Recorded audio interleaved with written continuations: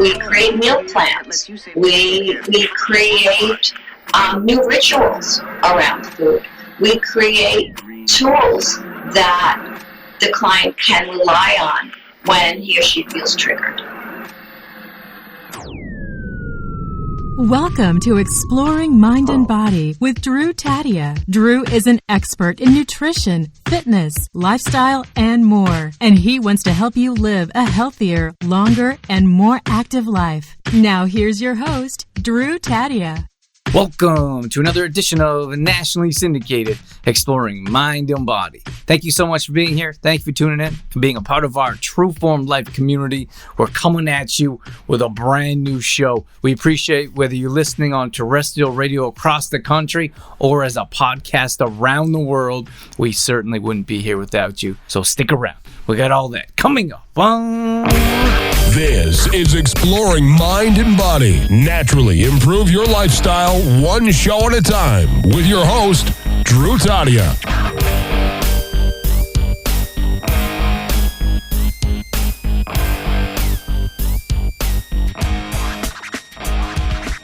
Welcome to another edition of Nationally Syndicated Exploring Mind and Body. Thanks so much for being here with us, Mindy. I'm really happy to be here. Thank you for the opportunity. It's our pleasure. So I would love to jump into this right away and give our listeners a chance to resonate with you. Can you tell us about who you are and what you do? Absolutely. I'm a functional nutritionist and an eating psychology coach with a practice dedicated to helping clients transform their relationship with food. And usually it's a relationship with food that has them fearing what food will do to them, instead of embracing what it can do for them. And I come to this work as a result of my own recovery experience with years and years of disordered and eating disordered behaviors. And I am dedicated to helping clients get lasting and sustainable healing and to pay it forward. I love that. Lasting and sustainability. It's pretty easy to do that quick fix kind of stuff, right? Yeah, unfortunately. But when we are caught up in the whole realm of diet culture, which can't help us from falling into behaviors that are disordered when it comes to food, and therefore we start fearing what food will do to us, we're constantly looking outside of ourselves to be fixed. It's when we can connect to the wisdom of our bodies that we can experience that lasting and sustainable healing. So tell us about more of your own healing. Tell us about your healing journey. Okay, well, I would say that for about 20 years of my adult life, I literally carried the weight of an obsessive fear of, again, what food would do to me. I restricted my food intake. At one point, I was 2 pounds away from hospitalization. There were periods as well where I binged, I consistently purged, and my life really pretty much took twists and turns, both in and out of my control. I found myself at the bottom, reached out to my family physician for help. So basically, I was doing recovery in a way where I was going for weekly weigh-ins, I was meeting with a therapist, and I was meeting with a dietitian. Essentially, I was being told what I needed to weigh, how I needed to think, and what I needed to eat. But nobody was talking to me about what I was really hungry for and how I needed to reframe parts of my story that were no longer serving me, look at parts of my story that I was attached to, that I needed to let go of. And no one explained to me that these disordered eating behaviors were not the problem. They started out as a solution. They started out as a way to help me numb, distract, and avoid what I feared feeling because I deemed those feelings to be intolerable. Okay, so that's what you teach, I'd imagine. You teach when people come and see you. This is what you explain to them. Yeah, I do share my story. Most of the time when people do see me, they know my story because it's out there for the world to see through social media, on my website. And I think what attracts people to my practice is the fact that I've been where they are. But what I offer, Drew, is an alternative approach. I offer more than the conventional methodology of, in order to be recovered from disordered eating, you have to be willing to eat everything. And this is where I bring the functional nutritionist part of me in. Functional medicine is a systems-based practice where it looks at the systems of the body. All systems are connected. Every body is unique and everything matters. And it also follows the philosophy that all healing starts in the gut. So if we believe that to be the case, and then we look at people who are practicing disordered eating or full-blown eating disorder behaviors, restricting, binging, purging, can you imagine what's happening in the gut microbiome, which is throwing everything off? Then there's the gut-brain connection. So we need to look at what our bodies are doing with the food that we're eating or not eating. And that's why my approach to healing is different. Because while it's not all about the food, I do put an emphasis on the physiology that is driving the psychology, and the psychology that's driving the physiology. What is the difference between, so there's a functional nutritionist, there's holistic nutritionist. What is the difference between, I'd imagine there's a handful of other ones. Is there a difference?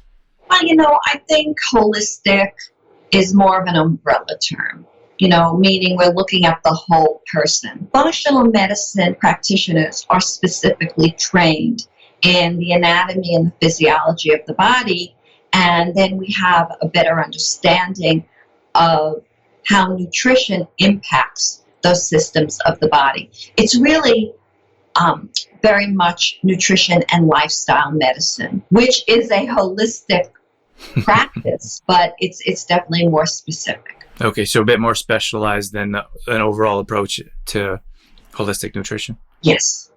Okay, so tell me, when someone comes to see you, I'd imagine you sit down and have some type of consultation. So maybe some of our listeners need to get started in the right direction. I understand that everyone is very specific, but could you give us a generalization of how you would approach someone that comes to see you and how you get started in the right direction? Absolutely. It starts with story. It starts with, and I said this before and I say it a lot, who my client is as an eater. How is she eating? Why is she eating? When is she eating? And we start with taking a deep dive into all of those aspects, creating really a context of where those behaviors are lying and how they originated. We start off with thoughts, which become feelings, which morph into beliefs, and very often those beliefs drive behavior. Now, when those behaviors are playing out in our relationship with food and body, there can be very serious impact on our health and our mental well-being. So I start with story. What's been going on? How long has this been going on for? When did these behaviors start? What was going on in your life when these behaviors start? And then do a whole exploration into the beliefs that are feeding that story. And then I like to explore the attachment to story, the attachment to the identity, and then explore who will my client be without these behaviors. Because as I said before, these behaviors start out as a solution. They're not the problem. So if they are a solution meant to self-soothe, it's really scary to think about who one will be without these behaviors that create a feeling of safety and security. So it's almost like when you, maybe not change, but you help adjust emotions and maybe that story and habits around food. Do people feel like they lose themselves, or there's a disconnect of, this is who I am, if you take that away from me, I've lost of identity maybe? Well, that could be the case without the proper support, right? My role is to partner with my client on this journey to help her become a master of her own healing. After all, she is the expert of her own experience. My role is to help her see that experience, if it became maladaptive, no longer serving her well, can be reframed. And there's a better way to achieve the safety and security she's looking for. than to rely on behaviors that, while self-soothing, are self-sabotaging and self-destructive. So we come up with alternative tools. You know, we don't want anybody to feel that they're floundering. If there's an issue that needs to be managed, then we need to find ways to manage those issues and the triggers to those issues that do so in a way that help, not hurt. So for some of our listeners that might be dealing with some type of food concerns that need to be addressed, what kind of tools might you be able to suggest for some of them, given that everyone's different? Yes, I thank you for saying that. Everybody is different, and I do not have a cookie cutter approach to healing or recovery because everybody has a different story, and everybody's story requires that we honor it in a way that is unique to the story. But one of my favorite exercises that I share with clients is called the 4 Ds: delay, distract, determine, and decide. So no matter what your issue is, if you're a restrictive eater, if you are an overeater or binge eater, and you feel the urge to act out, with food, of course, we're talking now, I ask that you delay the behavior. If you're hungry, but you're deciding that you're going to restrict your food intake, take a pause. If you are called on to attack that pint of ice cream, delay. And I ask that they set a timer, either on their phone or from Amazon. You can get these great looking hourglasses that are filled with brightly colored sand, and it's just amazing just to look at this. So they can... It's incredibly meditative. So that's the delay. Then there's the distract. So in that few minute delay, distract yourself. Call a friend. I really ask my clients to reach out to me at that time if they have to. Take a shower, call a friend, go for a walk, play with the dog, whatever it is that can take you away from acting out on that urge. Then you have the opportunity to determine what's going on. And I send a beautiful handout with this exercise. And with the instructions for the 4 Ds is a handout that many people might be familiar with called HALT. This is HALT the BS. So it's, are you hungry? Are you angry? Are you lonely? Are you tired? Are you bored? Or are you stressed? And with each of those would be, a little tip on how to deal with that feeling. After you've determined what's really going on for you, what you are truly hungry for, you can then, the 4th D, decide. Make your food decision based on an empowered choice, how you want to feel. And that's one of my favorite exercises and a favorite of my clients. So when you set that, let's say, for example, they take one suggestion and they set a timer, how long would you suggest setting a timer for? Again, it depends on the client. Some people can only handle a minute, and some people like 5. So it just depends on the individual and where they're at with. Exactly. And I can usually make that determination based on where they are in their recovery journey. So what is the goal with the delay? That's, instead of making an impulsive decision, have some mindfulness behind it? And what are you actually doing? Of course, because what happens is very often, let's talk about binge behavior. It usually comes on as a sudden urge, basically from the lowest part of our brain. There are 3 parts of the brain. The lowest part is really like the rodent brain. It's the fight or flight or freeze. That's where that is. Sympathetic nervous system activates that when we are in a stress response. So it's very difficult to make a conscious decision about how you want to behave when that part of your brain is in charge. The middle part of the brain is where the limbic system is. That's where your feelings are, where your memories are.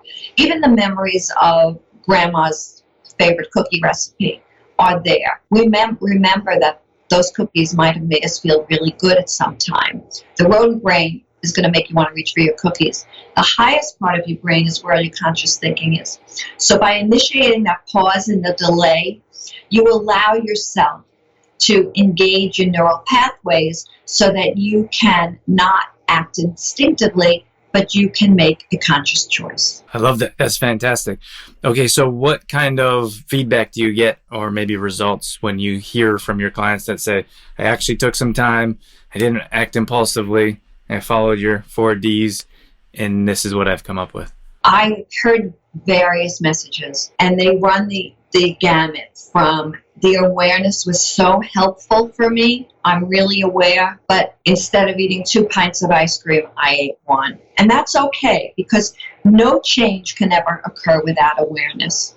And for somebody like that, I would suggest that we get curious. Awareness is wonderful, but let's get curious. Why is it that you're feeling what you're feeling?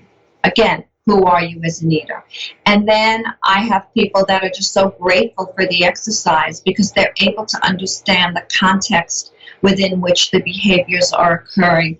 They're able to make those empowered choices for themselves, and they're finally able to connect to the wisdom of their bodies and connect to that vision of who they want to be.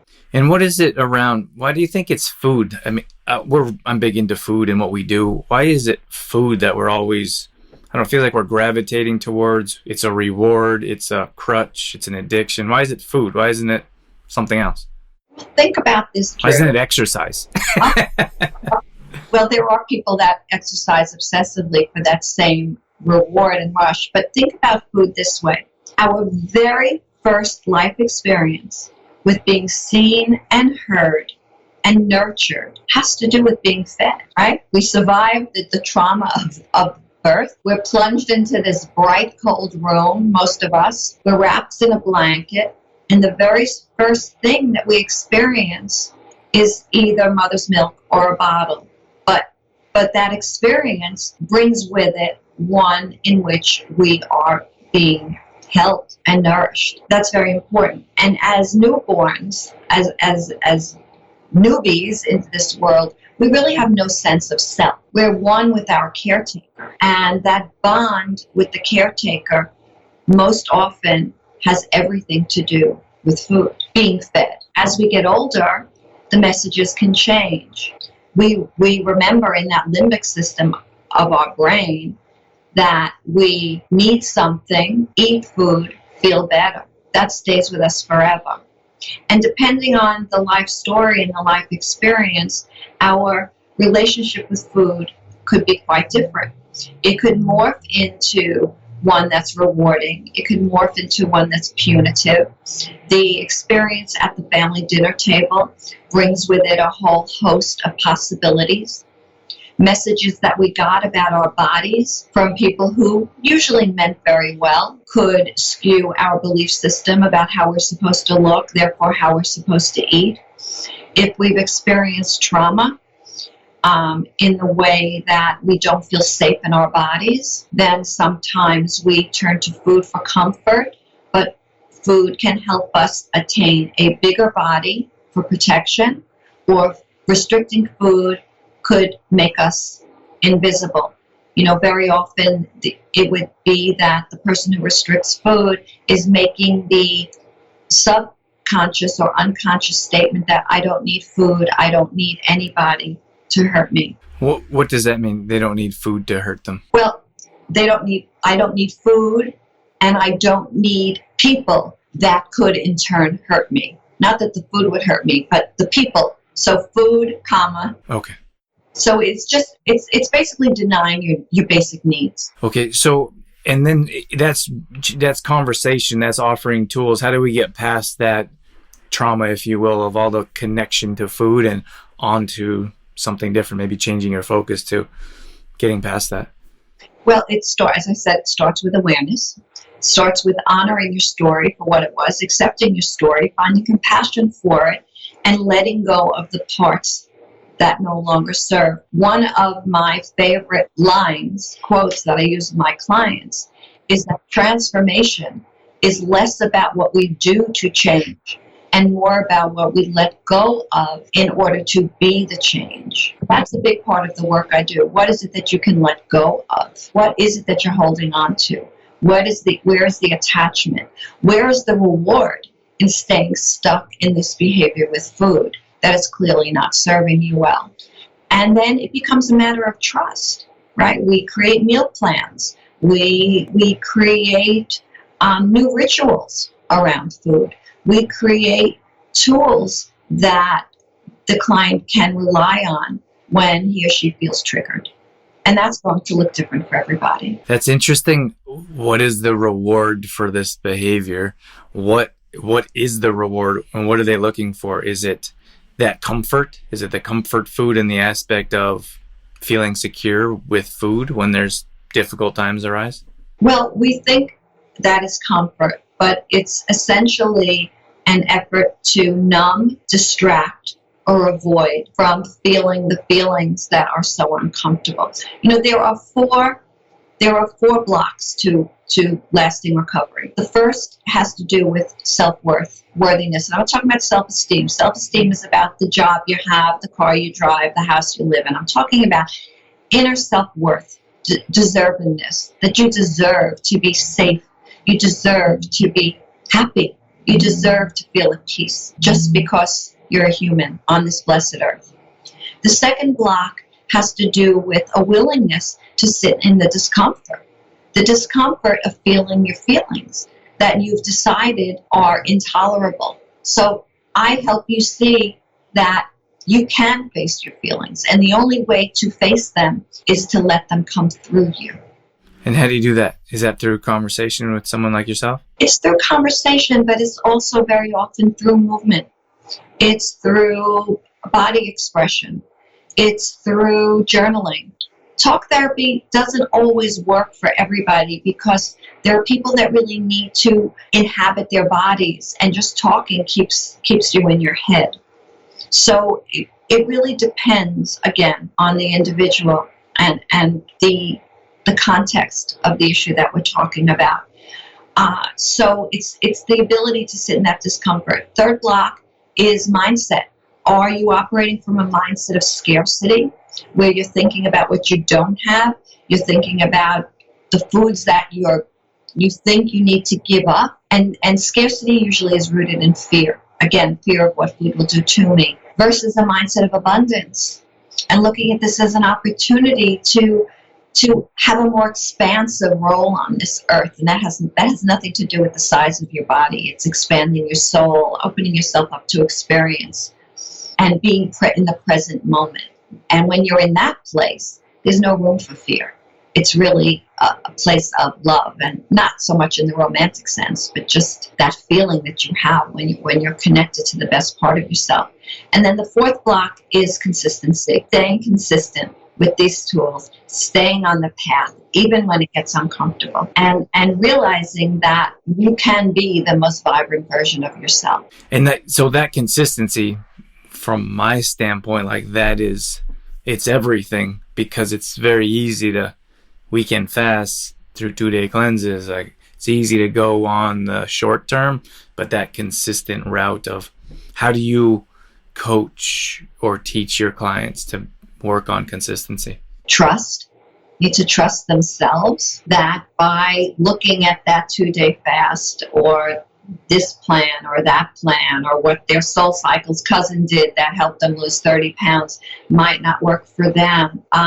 I help my clients most by teaching them to eliminate the clutter, the mind clutter in their heads, listen to the symptoms that are messages that our bodies are calling for attention, and what are they telling us, and looking at our hungers, understanding the difference between physical hunger and emotional hunger, what I like to call heart hunger or head hunger, and staying with that, doing something every day to make your body feel alive, honoring your body with movement instead of punishing it with exercise that's designed to make it go away. And that's the story they tell themselves, right? Yeah, exactly. And you know what? Finally, the 7th step of my 7-step signature framework is to make sure you nourish yourself with something that's totally outside of the kitchen. What truly nourishes us is not going to be found on a plate. It's our relationships. It's our purpose. It's the kind of spirituality that speaks to you. It's movement that honors your body. It's finding your enough. Wow, that was fantastic, Mindy. That's very deep. I like it. I love that kind of stuff. I know. We could keep going. It's really It's been a lifelong journey for me, and one that I love to articulate. And I have to say that for every person that I am blessed to work with, it presents itself differently because, as I said, every body is unique. So we have to wrap things up here, but the last thing, before I ask you the last thing, it feels like it's work. You know, like I talked about achievements instead of goals recently in another live, for example, but you have to dig deep and you have to set yourself a plan and you have to figure out what's holding you back and what's going to push you forward. Feels like this is similar in many regards, but you have to put in the work. Is that what holds people back from actually seeing changes in their life? You know, it's funny, Drew, as you were describing that to me, something came up for me. And I think this is what it's all about. It goes back to mindset. It doesn't have to be work. If we can approach transformation with that mindset of abundance, looking at it as an opportunity rather than work, then we're coming from a place of light rather than darkness. I've been in the depths of despair. I've been in the dark. I used to describe it as being in a sewer with a manhole cover slightly askew, that I could see the light, but I didn't have the wherewithal to climb out. But I've also been out. I've been in the light. And the only thing that was different was the way I was looking at what needed to be done. That was the only difference. And that made it so much easier. And when I was in the light, I was connected to that part of myself where I knew I was safe, that I could always come home to, that I didn't need to rely on anybody else because it was all within me. It was perhaps my higher power, but it was really my deepest self. It was nothing outside of myself. I didn't have to reach for anything other than what was already in me. All right, Mindy, we do have to wrap things up. Is there anything that we missed that you wanted to mention? Well, I would just like to repeat what I said before. That transformation, as we're exploring mind and body, is less about what we do to change and more about what we let go of so that we can be the change. And when we be the change, we live the change, and then ultimately we see the change. I love that. So tell us about your website. Where can people learn more about you? How can they get a hold of you if they need to? Well, my practice is the Freedom Promise. And my website is thefreedompromise.com. And there you'll find a whole drop down of freebies where you have my guide, which is my 7 steps to food freedom. If you want to take a deeper dive, there is a masterclass.